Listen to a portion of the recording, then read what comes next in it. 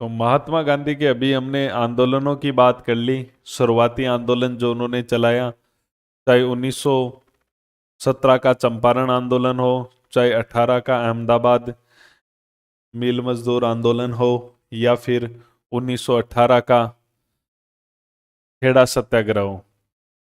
उसके बाद में देखो क्या होता है। 1919 को एक कानून आता है जिसे रोलेक्ट एक्ट कहते हैं। इसके बारे में पढ़ते हैं। 1919 का कानून है 1919 रोलेक्ट एक्ट। ये रोलेक्ट एक्ट क्या था जो 1919 के अंदर आया था, इसके बारे में देखो। ये एक अंग्रेजों की कमेटी थी जिसका नाम था सेडिसन कमेटी। उसकी सिफारिश पर यह लागू हुआ था। सेडिसन कमेटी की सिफारिश पर लागू। सेडिसन कमेटी थी, उसकी सिफारिश पर यह लागू हुआ था रोलेक्ट एक्ट। रोलेक्ट की अध्यक्षता में यह था, इसलिए इसे रोलेक्ट एक्ट कहते हैं। इसका एक और जो इसका वास्तविक नाम था, वो इस एक्ट का नाम था the anarchical and revolutionary crime act. The anarchical, इसका जो एक्ट का वास्तविक नाम था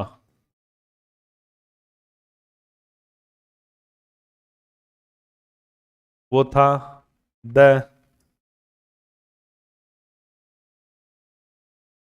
अन्ना किरकल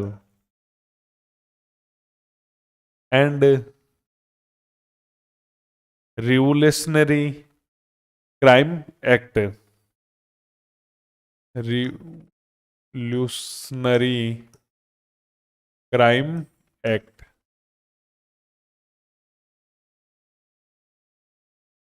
1919। यह रोलेक्ट एक्ट का वास्तविक नाम था। इसे काला कानून भी कहा गया। रोलेक्ट एक्ट को क्या कहा गया? काला कानून।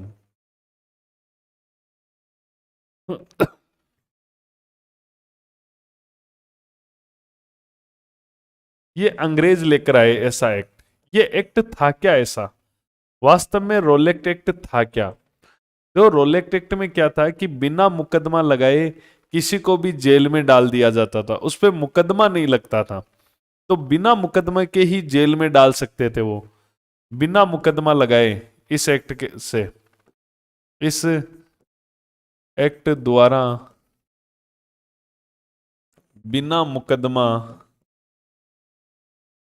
लगाए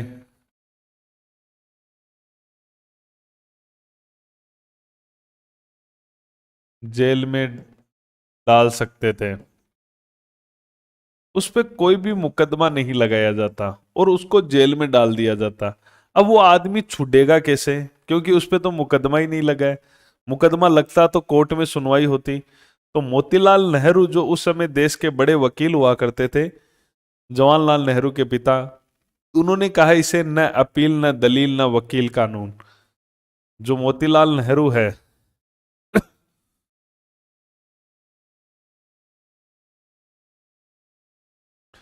जवाहरलाल नेहरू के पिता ने कहा, इस एक्ट को क्या कहा? न तो अपील है, न तो अपील कर सकते हो, न आप दलील दे सकते हो, न वकील कर सकते हो। ऐसा कानून है ये।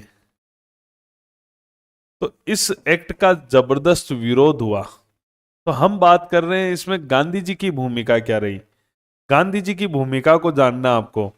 गांधी जी ने इसके विरोध में, गांधी जी ने इस एक्ट के विरोध में सत्याग्रह सभा बनाई थी। स्थापना की।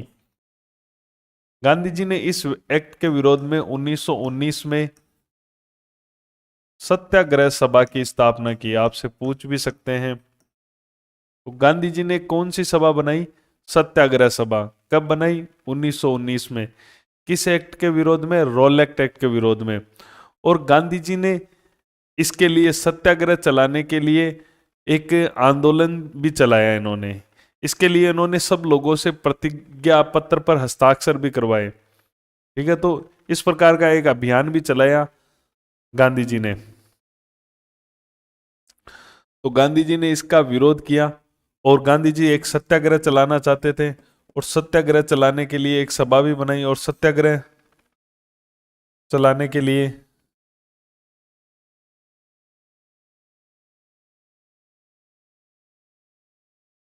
प्रतिज्ञा पत्र पर हस्ताक्षर अभियान चलाया।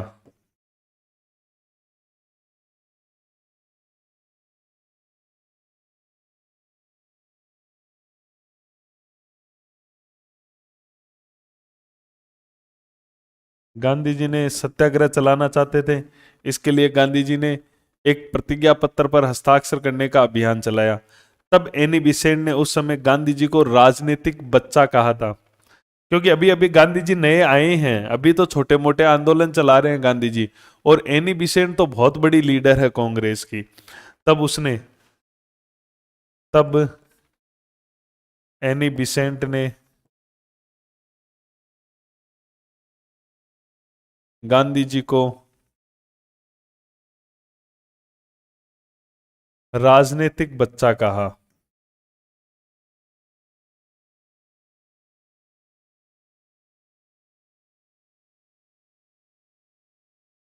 तो इस प्रकार गांधी जी ने इस रोलेक्ट एक्ट के खिलाफ बहुत बड़ा काम शुरू कर दिया।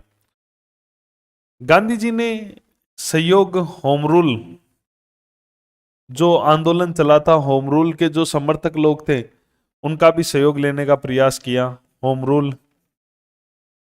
लीग का सहयोग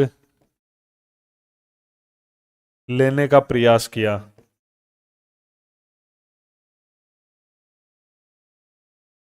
देखो, होम रूल लीग आंदोलन बहुत जबरदस्त भारत में चला था एनी बिसेंट और तिलक के नेतृत्व में, लेकिन दोनों ही होम रूल से दूर हो गए क्योंकि तिलक इंग्लैंड चले गए और किसी केस के सिलसिले में, और एनी बिसेंट है वो होम रूल से अपने आप को अलग कर दिया उसने, क्योंकि वो अंग्रेजों की सुधारवादी नीतियों के पक्षधर हो गई थी 1919 के एक्ट के बाद में।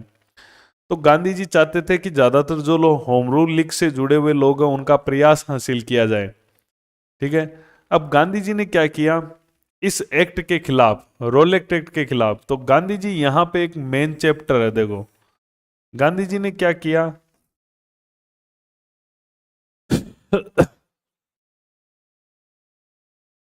गांधी जी ने इस एक्ट के खिलाफ पूरे भारत में हड़ताल बुलवाई, पूरे देश भर में हड़ताल।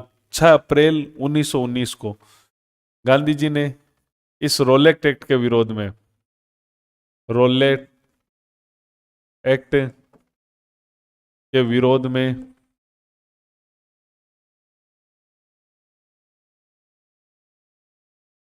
देशव्यापी हड़ताल करवाई।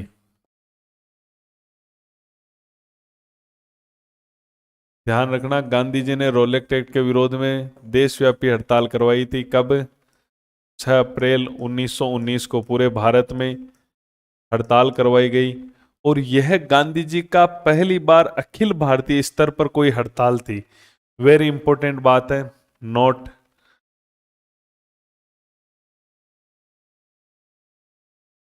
गांधी जी की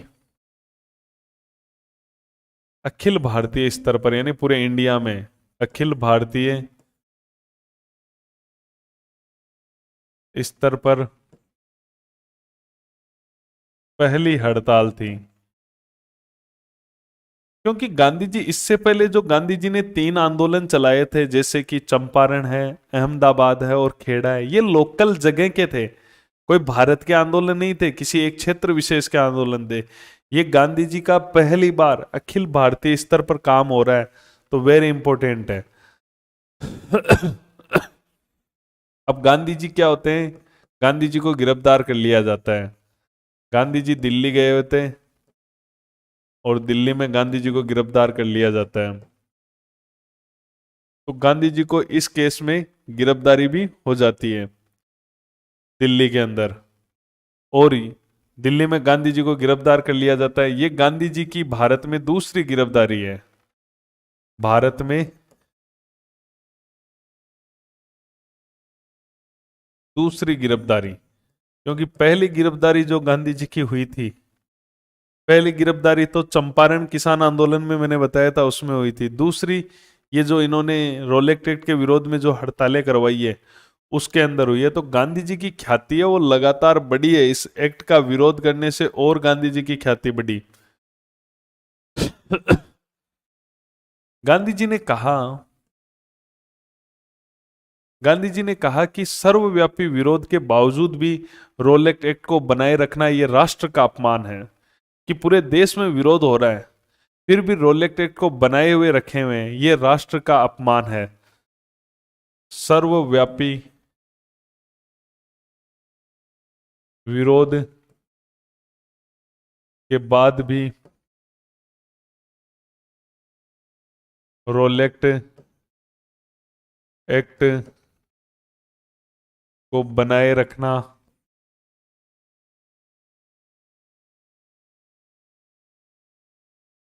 राष्ट्र का अपमान है। ये क्वेश्चन पूछेंगे, राष्ट्र का अपमान है, कि ये कथन किसका है।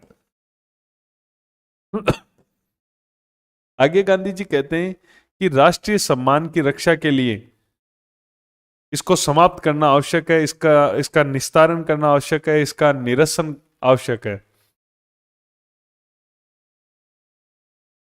राष्ट्रीय सम्मान की रक्षा के लिए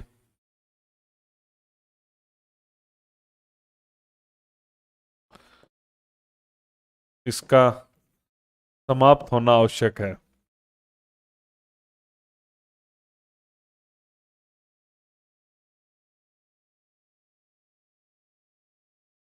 तो रोलेक्ट एक्ट के खिलाफ गांधी जी का एक बहुत ही जबरदस्त आंदोलन चला था। 6 अप्रैल 1919 को उन्होंने पूरे देश में हड़ताल करवाई रोलेक्ट एक्ट के खिलाफ। और गांधी जी ने कहा कि हम इतना जबरदस्त हमारा आंदोलन चला, हमने इतना विरोध किया, उसके बाद भी आप नहीं ले रहे हो ना, तो ये राष्ट्र का अपमान है। तो गांधी जी दूसरी बार इसी आंदोलन के दौरान गांधी जी गिरफ्तार हुए। तो गांधी जी का आपको ये याद रखना है रोलेक्ट एक्ट में क्या योगदान रहा है। अब देखो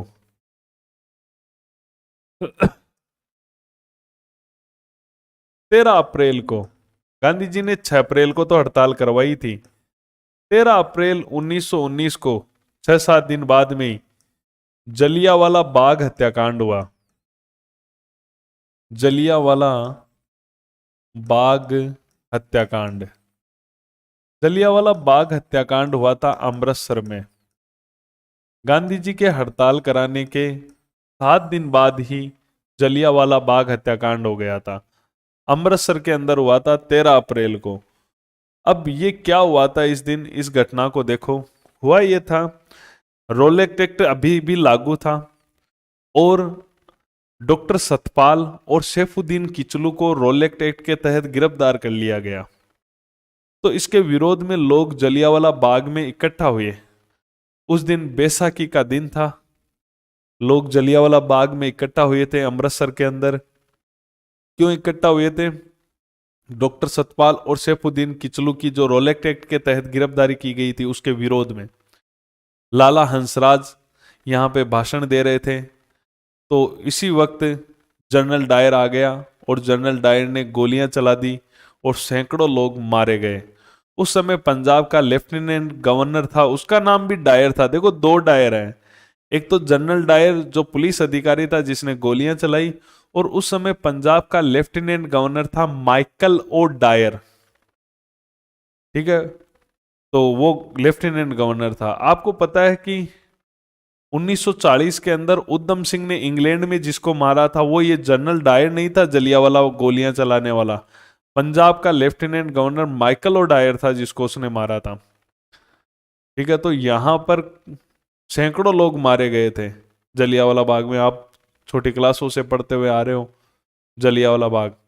तो पहली बार ये जो हत्याकांड हुआ है इस प्रकार का जिसमें सैकड़ों लोग मारे गए, रविंद्रनाथ टैगोर ने अपनी नाइटहुड जो सर की उपाधि उनको मिली हुई थी अंग्रेजों को लौटा दी थी। उसके अलावा एक जो गवर्नर जनरल की जो कार्यकारिणी परिषद होती थी गवर्नर जनरल की, वायसराय की, उसमें हमारा एक इंडियन सदस्य था शंकर नायर, उसने भी त्यागपत्र दे दिया था। तो काफी कुछ हुआ इसमें, तो उस पर बात करते हैं अपन, फिर गांधी जी का रोल भी देखते हैं इसमें।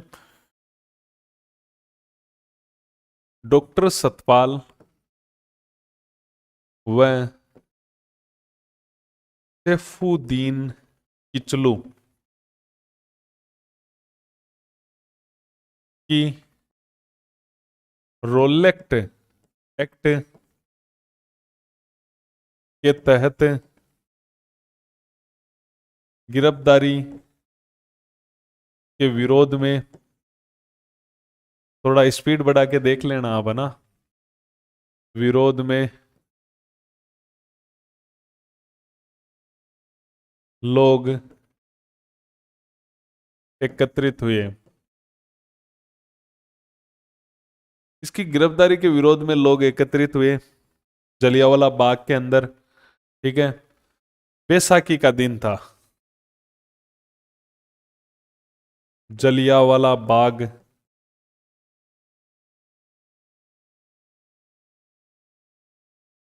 बैसाखी का दिन, बैसाखी का दिन था वो, बैसाखी के दिन इकट्ठा हुए थे।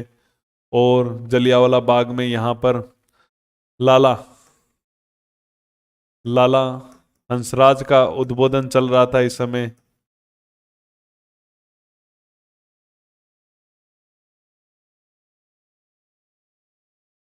लाला हंसराज का भाषण चल रहा था।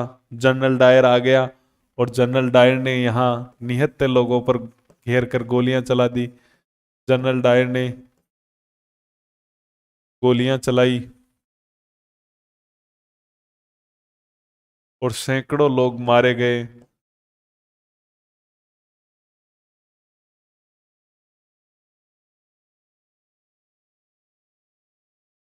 इसके अंदर मारे गए। इस समय जो तत्कालीन पंजाब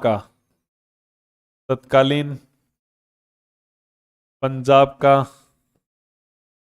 जो लेफ्टिनेंट गवर्नर था, लेफ्टिनेंट गवर्नर, उसका नाम था माइकल ओ डायर। तो दो डायर हो गए, एक तो गोलियां चलाने वाला और एक पंजाब का गवर्नर।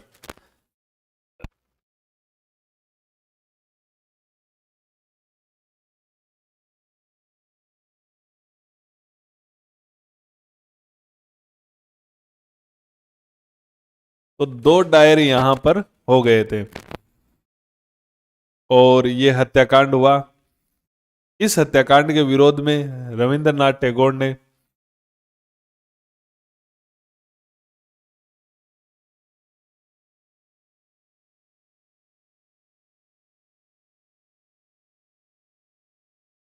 के विरोध में एक तो रविंद्रनाथ टैगोर था, रविंद्रनाथ टैगोर ने जो उपाधि मिली हुई थी नाइटहुड अंग्रेजों की तरफ से, नाइटहुड या सर की उपाधि लौटा दी।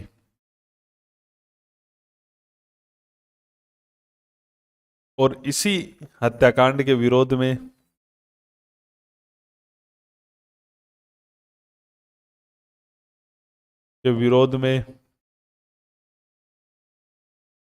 जो शंकर नायर था, शंकर नायर, शंकर नायर कौन था ये शंकर नायर जो वायसराय की कार्यकारिणी थी, गवर्नर जनरल, वायसराय पहले गवर्नर जनरल कहलाता था, कार्यकारिणी से त्यागपत्र दिया। तो इसका जबरदस्त विरोध हुआ। ठीक है, और शंकर नायर ने भी इस्तीफा दे दिया कार्यकारिणी के सदस्य के से रूप से। ठीक है, अंग्रेजों ने जब इसका इतना विरोध देखा, तब अंग्रेजों ने एक कमेटी गठित कर दी जांच हेतु, हंटर कमेटी। इस हत्याकांड की जांच हेतु कौन सी कमेटी गठित की? जांच हेतु अंग्रेजों ने कमिटी गठित की। उस कमिटी का नाम था हंटर कमेटी। हंटर की अध्यक्षता में एक कमेटी बिठा दी, हंटर कमेटी। 1919 में एक जांच कमेटी, हंटर कमेटी गठित कर दी गई। इसने 1920 में रिपोर्ट दी। 1920 में रिपोर्ट, अगले साल इस कमेटी की रिपोर्ट आ गई। कोई भी घटना होती है कमेटियां गठित कर दी जाती है, क्योंकि जितने में टाइम लगता है लोगों का गुस्सा शांत हो जाता है। अब इस कमेटी ने क्या किया, एक तो डायर को दोषी नहीं बताया, डायर को दोषी नहीं माना, जो जनरल डायर था जिसने गोलियां चलाई थी, और मरने वालों की संख्या भी कम बताई इसने। अंग्रेजों की कमेटी थी, मरने वालों की संख्या कम बताई।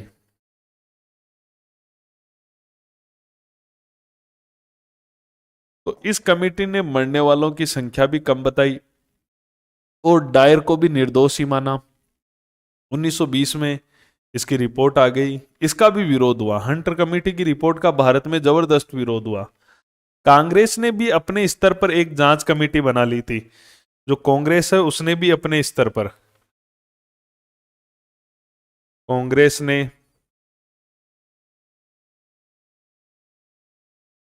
अपने स्तर पर जांच कमेटी या समिति कह दो,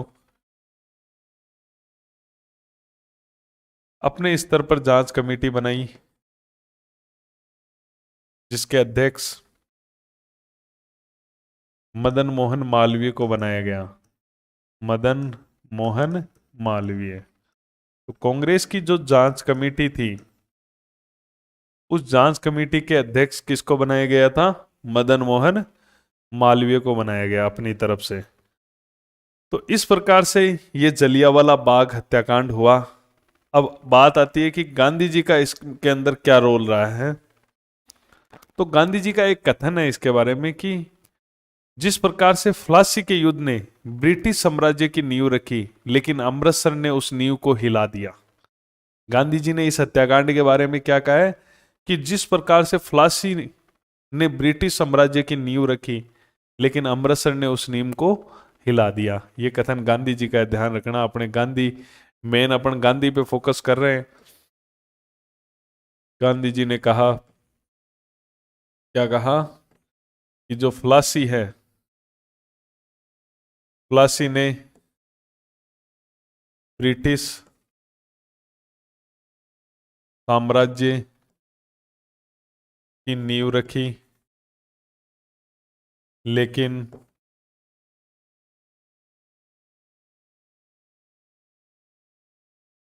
अमृतसर ने उसे हिला दिया।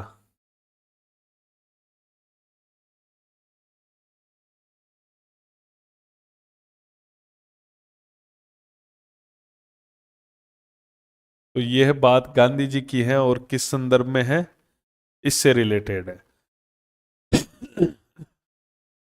अब देखो, जलियांवाला बाग जो हुआ, जो हत्याकांड हुआ, जो नरसंहार हुआ, कांग्रेस की जो जांच समिति बनी, उसकी रिपोर्ट के प्रारूप लिखने का जो कार्य दिया गया वो महात्मा गांधी को सौंपा गया था। बहुत बड़ी बात है ये। जो इस हत्याकांड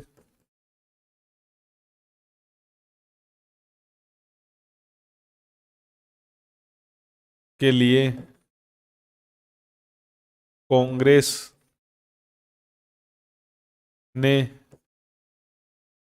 जांच समिति का प्रारूप लिखने का कार्य सौंपा महात्मा गांधी को।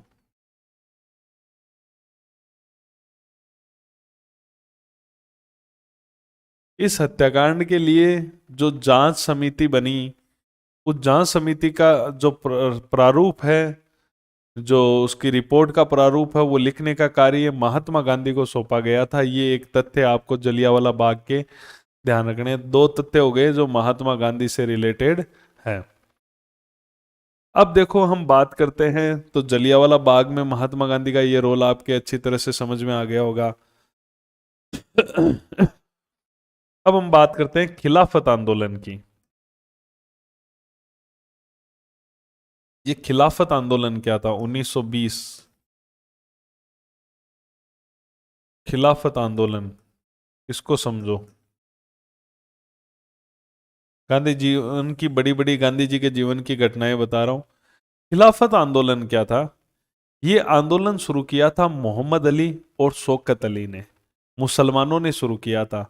देखो ये खिलाफत नाम कैसे पड़ा इस आंदोलन का, क्या इसकी स्टोरी है? देखो खलीफा, ये खलीफा क्या होता था इसको समझो पहले तो।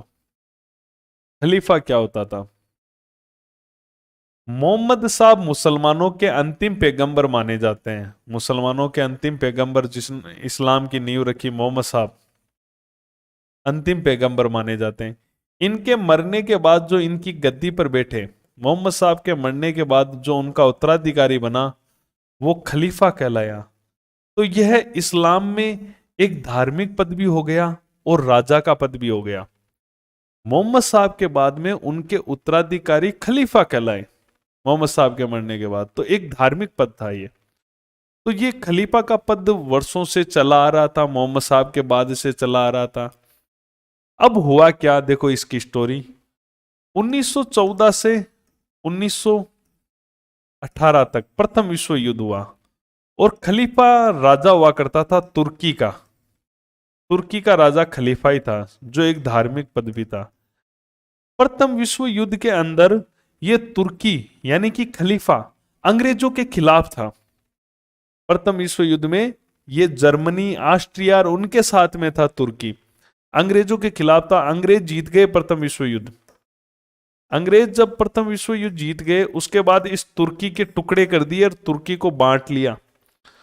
तुर्की को एक छोटा सा बना के छोड़ दिया। इस खलीफा के साथ दुर्व्यवहार किया अंग्रेजों ने। तो भारत के मुसलमानों के टेंशन हो गई। वहां तुर्की में खलीफा के साथ अन्याय हुआ, यहां पे भारतीय मुसलमानों के टेंशन हो गई और वो अंग्रेजों से नाराज हो गए और भारत में आंदोलन छेड़ दिया, जिसे कहते हैं खिलाफत आंदोलन। भारत में भारत के मुसलमानों ने अंग्रेजों के खिलाफ नाराजगी जाहिर की, क्योंकि अंग्रेजों ने यहां तुर्की में खलीफा को हटाया। तो यहां के मुसलमानों ने आंदोलन छेड़ दिया और यही कहलाता है खिलाफत आंदोलन। ठीक है, बाद में तो ये अपने आप ही खत्म हो गया था। खिलाफत आंदोलन ऐसे खत्म हो गया था कि तुर्की के लोग ही खलीफा को नहीं चाहते थे। तुर्की के लोगों ने बाद में खलीफा को हटा दिया और वहां लोकतंत्र की स्थापना कर दी और वहां पर राष्ट्रपति बना कमाल पाशा। तो इस प्रकार से यहां के मुसलमान हैं, उनके द्वारा यह आंदोलन शुरू हुआ, खिलाफत आंदोलन। तो इसको आपको देखना होगा। देखो आंदोलन शुरू किया, ये खिलाफत आंदोलन, आंदोलन शुरू, ये आंदोलन शुरू किया था मोहम्मद अली और शौकत अली ने। मोहम्मद अली और शौकत अली, खिलाफत आंदोलन मोहम्मद अली और शौकत अली ने ये शुरू किया था। कारण क्या था इस आंदोलन का? कारण ये था कि अंग्रेजों ने तुर्की में खलीफा से दुर्व्यवहार किया।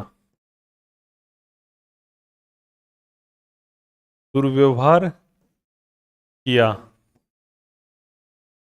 इसलिए भारतीय मुसलमान है वो नाराज थे। भारतीय मुसलमान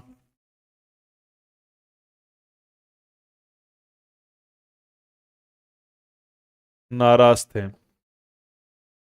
इस प्रकार से भारतीय मुसलमान नाराज थे, तो ये खिलाफत आंदोलन भारत में शुरू हो गया। तो ये होता क्या है कि एक कमेटी बनती है मुसलमानों की, जिसका नाम था अखिल भारतीय खिलाफत कमेटी। ठीक है। और ये जो कमेटी बनती है अखिल भारतीय खिलाफत कमेटी, उसकी अध्यक्षता गांधी जी भी करते हैं, इसलिए अपन इनको गांधी जी में पढ़ रहे हैं। तो देखो क्या कहानी होती है। बात है नवंबर की, नवंबर 1919 को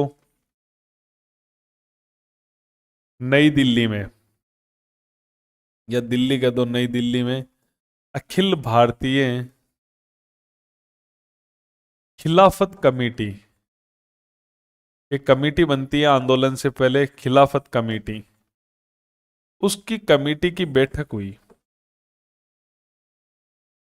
दिल्ली में बैठक हो रही है कमेटी की नवंबर 1919 में, और इस कमेटी की अध्यक्षता करते हैं, ये बहुत बड़ी बात है, महात्मा गांधी। महात्मा गांधी मुसलमानों का यहां सपोर्ट करते हैं इस मामले में।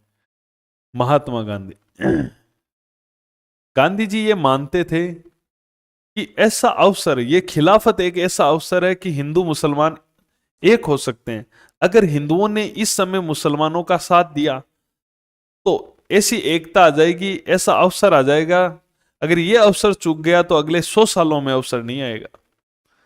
तो गांधी जी ने इस खिलाफत आंदोलन को हिंदू मुस्लिम एकता का ऐसा अवसर माना जो अगले 100 वर्षों तक नहीं मिलेगा। वेरी इंपॉर्टेंट क्वेश्चन है, नोट। गांधी जी ने, ये क्वेश्चन आता है, किस आंदोलन को माना था? खिलाफत आंदोलन को। खिलाफत आंदोलन को हिंदू मुस्लिम एकता का ऐसा अवसर माना जो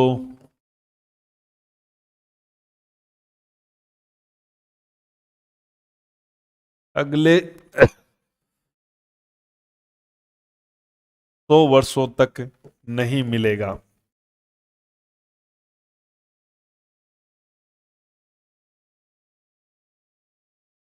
खिलाफत आंदोलन को ऐसा अवसर माना।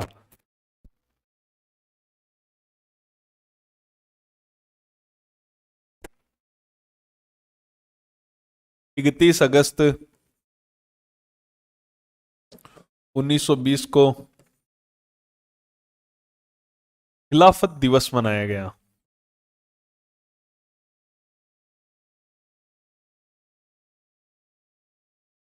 31 अगस्त 1920 को खिलाफत दिवस मनाया गया। फिर खिलाफत कमेटी की वापस बैठक हुई इलाहाबाद के अंदर 1920 के अंदर, 1920 इलाहाबाद के अंदर।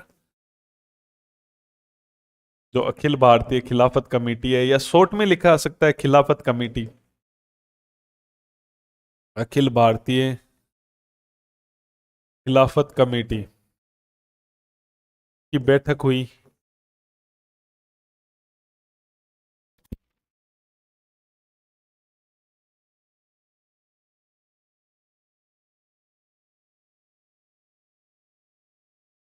इसमें मुसलमानों ने एक फैसला लिया कि खिलाफत आंदोलन को असहयोग आंदोलन में शामिल कर दिया जाए। यहां पर क्या फैसला लिया गया कि गांधी जी जो आंदोलन चला रहे हैं, असहयोग आंदोलन, खिलाफत आंदोलन को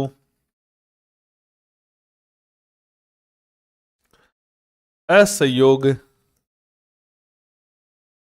आंदोलन में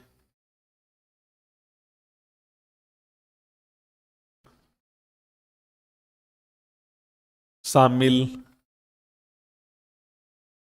कर दिया जाए।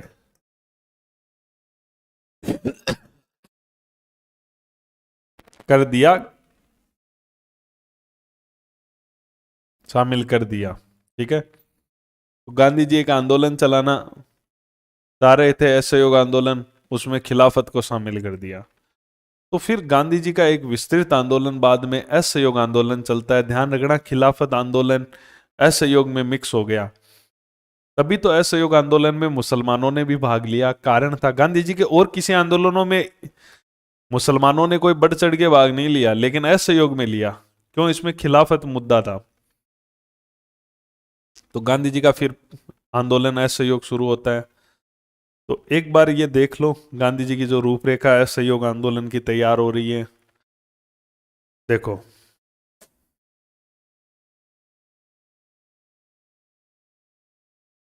गांधी जी अभी तक एक छोटे लीडर थे, स्थानीय लीडर थे, क्योंकि इनके आंदोलन हमने पढ़े चंपारण, खेड़ा, अहमदाबाद।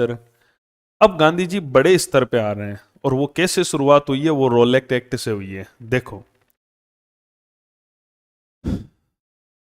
1919 में रोलेक्ट एक्ट आया। ये सेडिसन कमेटी की सिफारिश पर आया। अंग्रेजों की एक कमेटी थी, सेडिसन कमेटी, उसकी सिफारिश पर रोलेक्ट एक्ट आया। रोलेक्ट एक्ट का वास्तविक नाम था the anarchical and revolutionary crime act. 1919 में आया। इसे काला कानून कहा गया। क्यों कहा गया? क्योंकि ये ऐसा था, इस एक्ट द्वारा बिना मुकदमा लगाए जेल में डाल सकते थे। कोई भी मुकदमा नहीं लगाया जाता था। मुकदमा नहीं लगाओगे तो उसकी सुनवाई नहीं होगी। मोतीलाल नेहरू ने इसे कहा न अपील, न दलील, न वकील कानून। गांधी जी ने इस एक्ट के विरोध में स्थापना की 1919 में सत्याग्रह सभा की। ध्यान रखना, गांधी जी ने। और सत्याग्रह चलाने के लिए एक प्रतिज्ञा पत्र पर हस्ताक्षर अभियान चलाया। तब एनी बेसेंट ने गांधी जी को राजनीतिक बच्चा कहा। होम रूल लीग का गांधी जी ने सहयोग लेने का प्रयास भी किया। गांधी जी ने रोलेक्ट एक्ट के विरोध में देशव्यापी हड़ताल करवाई है। 6 अप्रैल 1919 को। ये गांधी जी की अखिल भारतीय स्तर पर पहली हड़ताल है। पहले लोकल थे, लोकल लीडर थे, अब अखिल भारतीय स्तर पर पहली हड़ताल कराई है इन्होंने 6 अप्रैल को। गांधी जी दिल्ली में गिरफ्तार हो गए। ये भारत में दूसरी गिरफ्तारी थी गांधी जी की, पहली चंपारण में हुई थी। गांधी जी ने कहा कि सर्वव्यापी विरोध के बाद भी रोलेक्ट एक्ट को बनाए रखना राष्ट्र का अपमान है। राष्ट्रीय सम्मान के लिए इसको समाप्त होना आवश्यक है। गांधी जी ने बहुत अच्छा विरोध किया इसका, हड़ताल करवाई, अखिल भारतीय स्तर पर गिरफ्तारी दी। अब देखो, 7 दिन बाद ही 13 अप्रैल 1919 को जलियांवाला बाग हत्याकांड होता है अमृतसर के अंदर। क्या होता है देखो, ये डॉक्टर सतपाल और सैफुद्दीन किचलू की रोलेक्ट एक्ट के तहत गिरफ्तारी के विरोध में लोग एकत्रित हुए, जलियांवाला बाग में एकत्रित हुए। बैसाखी का दिन था। लाला हंसराज का जो है वो भाषण चल रहा था, और जनरल डायर ने गोलियां चला दी, सैकड़ों लोग मारे गए। ब्रिटिश उस समय जो तत्कालीन पंजाब का लेफ्टिनेंट गवर्नर था, वो भी डायर ही था, उसका नाम है माइकल ओ डायर। दो अलग जने हैं ये।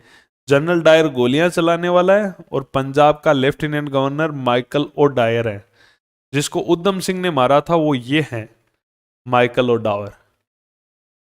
इस हत्याकांड के विरोध में रविंद्रनाथ टैगोर ने अपनी नाइटहुड या सर की उपाधि अंग्रेजों को वापस लौटा दी। इस हत्याकांड के विरोध में जो शंकर नायर थे, वायसराय की कार्यकारिणी से त्यागपत्र दे दिया।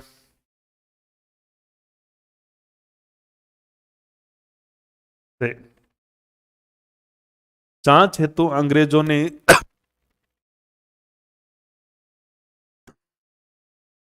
जांच हेतु अंग्रेजों ने एक कमेटी का गठन किया, हंटर कमेटी, जो 1920 में रिपोर्ट देती है, डायर को दोषी नहीं मानती है और मरने वालों की संख्या कम बताती है। तो इस हंटर कमेटी की रिपोर्ट का भी भारत में विरोध होता है।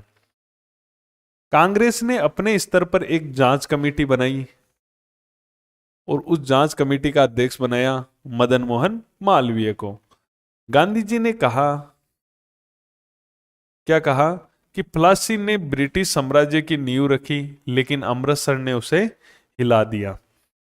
इस हत्याकांड के लिए कांग्रेस ने जो जांच समिति का प्रारूप लिखने के कार्य जो सौंपा था, वो महात्मा गांधी को सौंपा था। बहुत बड़ी बात है ये। 1920 में खिलाफत आंदोलन हुआ। किसने शुरू किया था? मोहम्मद अली और शौकत अली ने। क्यों शुरू हुआ था यह आंदोलन? कारण था अंग्रेजों ने तुर्की में खलीफा से दुर्व्यवहार किया था। तुर्की में किया था दुर्व्यवहार, क्योंकि प्रथम विश्व युद्ध खत्म हो गया था और तुर्की उनका शत्रु था, तो करना ही था वो तो। इसलिए भारतीय मुसलमान अंग्रेजों से नाराज थे और यहाँ पर खिलाफत आंदोलन शुरू कर दिया। 1919 में नई दिल्ली में अखिल भारतीय खिलाफत कमेटी की बैठक होती है, जिसकी अध्यक्षता महात्मा गांधी करते हैं। गांधी जी ने खिलाफत आंदोलन को हिंदू मुस्लिम एकता का ऐसा अवसर माना जो अगले 100 वर्षों तक नहीं आएगा। क्वेश्चन बहुत शानदार है ये, कि गांधी जी ने ऐसा अवसर किसको माना है कि हिंदू मुस्लिम एकता का जो अगले 100 वर्षों तक नहीं मिलेगा, खिलाफत आंदोलन को। 31 अगस्त 1920 को खिलाफत दिवस मनाया गया। इलाहाबाद में 1920 में अखिल भारतीय खिलाफत कमेटी की बैठक हुई, जिसमें खिलाफत आंदोलन को असहयोग आंदोलन में शामिल कर दिया गया। इलाहाबाद के अंदर यह फैसला लिया गया कमेटी का कि इसको असहयोग आंदोलन में डाल दिया जाए। बहुत ही शानदार तथ्य यहां पर है।